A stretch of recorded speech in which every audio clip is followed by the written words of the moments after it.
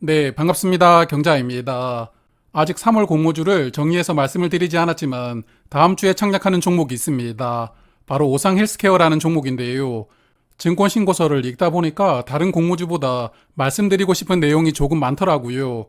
그래서 수요 예측 결과가 발표되기 전에 오늘 워밍업으로 차근차근 말씀을 드려보겠습니다. 이번 주도 KNR 시스템 한 종목만 청약을 했었는데 다음 주인 3월 첫째 주도 오상 헬스케어만 청약하는 일정입니다. 이 종목은 3월 4일과 5일에 청약하고 7일에 환불되니까요. 환불 기간은 이틀입니다. 자, 이 종목은 공모가 밸류가 상당히 낮게 등장한다는 특징이 있습니다. 상단 공모가가 15,000원이고 시가총액은 약 2,100억 원 정도가 되는데 작년 순이익이 1,156억 원이었거든요. 그래서 공모가가 상단으로 정해지면 PER이 고작 1.8배로 상장하게 됩니다. IPO를 추진하는 회사들은 어떻게든 본인들의 공모 가격을 높여서 등장하고 싶은 게 일반적이거든요. 그래서 이렇게 낮은 밸류로 등장하는 이유가 있었을 것이라고 생각이 되었는데 이 내용부터 살펴보도록 하겠습니다. 이 종목은 혈당을 측정하는 기계를 만들고 있는 기업입니다. 당뇨가 있는 분들이 집에서 간편하게 측정할 수 있는 기계 중심으로 판매하고 있는데요. 그러다가 2010년 이후부터는 체외 진단 분야로 사업을 확장합니다. 몸 바깥에서 병을 진단하는 것을 체외 진단이라고 부르는데 대표적으로는 코로나 진단 키트를 떠올려 보시면 이해하시기가 편할 겁니다. 그리고 2020년은 체외 진단 사업을 하는 기업들에게 큰 변곡점이 있었던 한 해였습니다. 바로 코로나가 시작이 되었고 코로나를 진단해야 되는 수요가 폭발하게 됩니다. 그래서 오상 헬스케어도 이런 절호의 타이밍을 놓치지 않고 코로나를 빠르게 진단할 수 있는 신속 검사 제품을 출시를 했고요. 이 제품이 한국뿐만 아니라 미국 FDA 승인을 받으면서 미국에 대규모 수출을 하는 큰 수주 계약을 따내게 됩니다. 그래서 회사는 코로나 시대에 큰 폭으로 성장을 하는데요. 21년에 적자였던 실적이 22년에 흑자 전환되었고요. 조금 전에 말씀드렸던 대규모 수주 계약으로 23년에는 실적 정점을 찍습니다. 매출은 3,600억 원이었고 순이익이 1,156억 원으로 이익률은 32%를 기록했으니까요. 이런 엄청난 실적을 베이스로 이번 IPO를 추진하고 있는 종목입니다. 자, 하지만 코로나로 성장한 회사는 코로나가 더 이상 위협이 되지 못하면서 빠르게 실적이 되돌려지고 있습니다. 오상 헬스케어도 마찬가지인데요. 전년도는 코로나 관련 매출이 전체 매출의 82%를 차지했지만 올해 1월에 3%로 급격하게 축소가 됩니다. 작년에 수주를 했던 미국 수출 계약건이 종료되었기 때문인데요. 그러다 보니까 30% 넘는 이익률을 보여주던 흑자에서 1월 실적은 단숨에 적자로 전환됩니다. 올해 1월과 작년 1월 실적을 비교를 해보면 매출액이 1,000억 원에서 65억 원으로 약 20분의 1 수준으로 급감했고요. 330억 원이었던 흑자는 11억 원의 적자로 전환되었습니다. 그러므로 이 종목은 23년까지 아주 좋은 실적을 보여주었지만 코로나 엔데믹이 시작되었던 올해는 23년도에 이런 영광을 유지할 수 있을까라는 물음표를 가지고 있습니다. 그래서 뉴스를 찾아보니까 IR에서도 비슷한 질문이 많았나 봅니다. 일단 회사는 코로나와 독감을 함께 진단하는 콤보 키트를 올해도 미국으로 수출할 가능성이 있다고 강조를 했는데요. 작년에 코로나 진단 키트 매출이었던 2,900억 원을 커버하기는 부족하지만 그래도 콤보 키트가 수출이 되면 최대 900억 원 정도의 매출은 나올 수 있다고 설명을 했나 봅니다. 그러므로 이 종목은 특별한 변수가 없다면 올해 실적은 전년보다 부진할 가능성이 매우 높다고 전망이 되거든요. 그래서 서두에서도 보셨겠지만 주관사에서 밸류를 아주 보수적으로 잡고 나왔다고 볼 수가 있었습니다. 자, 그리고 올해는 힘들겠지만 그동안에 큰 돈을 벌어두었다 보니까 회사에 돈이 풍족한 상태입니다. 부채 비율이 16%로 차입금 의존도는 없는 상태이고요. 유동 비율도 400%가 넘으니까 재무 상태가 아주 탄탄한 회사입니다. 그래서 회사는 약 1,500억 원의 현금으로 다양한 사업에 투자하면서 코로나 진단키트로 줄어든 매출을 보완하겠다라는 계획을 이야기하고 있는데요. 이런 사업 확장이 당장 올해 가시적으로 나오지는 않겠지만 그래도 주식이 꿈을 먹고 사는 생물이니까요. 투자 성과가 나오면서 회사의 미래를 기대를 할 수가 있다면 올해는 일시적으로 실적이 감소하더라도 회사가 고평가를 받을 수가 있습니다. 그래서 이런 부분에서 점수를 크게 받았다면 수요 예측 결과도 좋게 나왔을 텐데요. 그럼 유사 기업들은 어떤 밸류를 받고 있는지 한번 찾아보았습니다.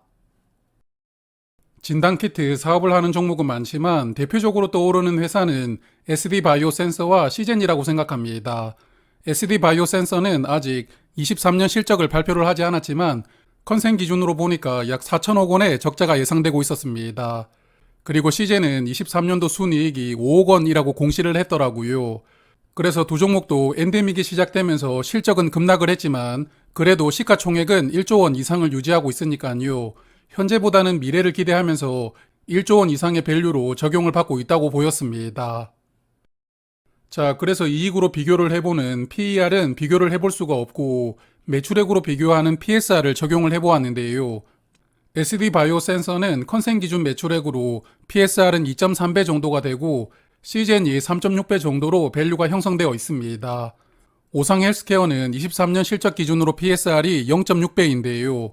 올해 실적이 전년보다 크게 부진해서 매출액이 3분의 1 정도로 줄어든다고 가정을 해보면 PSR은 1.8배가 되니까요. SD바이오센서나 시젠보다는 그래도 밸류가 낮습니다. 그래서 개인적으로는 올해 실적을 감안하더라도 공모 가격이 보수적으로 책정이 된 것이 아닌가 그런 생각이 들었는데요. 과연 수요 예측에서 어떻게 나올지 보면서 다시 판단을 해보도록 하겠습니다. 자, 그러면 청약 조건은 어떤지 살펴볼 텐데요. 총 99만 주를 모집하는데 우리 사주조합에 따로 배정을 해둔 수량은 없습니다. 그리고 일반 투자자에게는 약 25만 주가 배정될 예정이고요. 주관사는 NH투자증권인데 일반 고객은 8천 주까지 청약을 할 수가 있고 상단 공모가 기준으로 증거금은 6천만 원이 필요합니다. 그리고 최소 청약 수량은 10주이고 청약 수수료로 2,000원을 받습니다.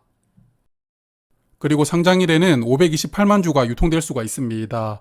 전체 주식의 37% 물량이 유통되니까 유통 물량이 조금 많은 편인데요.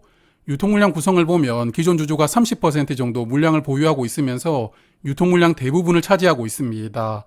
그리고 이러한 기존 주주들은 전부 기타 기존 주주로 묶여 있으니까 기존 주주의 대부분은 개인 주주들로 구성이 되어 있다고 생각이 됩니다. 이 종목은 2016년까지는 회사 이름이 인포피아라는 회사였다고 합니다. 그리고 16년도에 경영진 횡령으로 상장 폐지가 되었는데요. 그 이후에 오상이라는 기업이 인수를 하면서 지금의 오상 헬스케어라는 회사로 사명을 변경하고 회사를 정상화시킨 다음에 다시 상장을 추진하고 있는 것 같습니다. 그래서 상장일에 매도할 수 있는 기타 기존 주주는 아마도 인포피아 시절에 주식을 보유하고 있다가 상장 폐지를 당했지만 주식을 처분하지 않고 보유하던 개인 주주들이 많지 않았을까 이런 생각도 들었습니다. 그리고 이 종목은 상장일부터 스톡옵션이 약 40만 주가 나올 수가 있는데요. 이 중에서 임원이 보유한 수량이 있는데 증권신고서에 정확하게 구분되어 있지는 않아서 물량을 파악하기는 어려웠습니다. 여하튼 그래도 30만 주는 나올 수 있다고 보였는데 그럼 이번 IPO 수량의 약 3분의 1 정도 되는 작지 않은 물량이고요. 그리고 행사 가격도 7,200원이니까 공모가 절반 수준이거든요. 그래서 오상 헬스케어 유통 물량 조건은 단점이라고 생각됩니다. 자, 그러면 최근에 상장했던 종목들을 조금 보면서 마무리를 해볼 텐데요. 먼저 최근에 상장했던 바이오 종목들은 상장일에 어떤 시세를 보여주었는지 정리를 해보았는데요.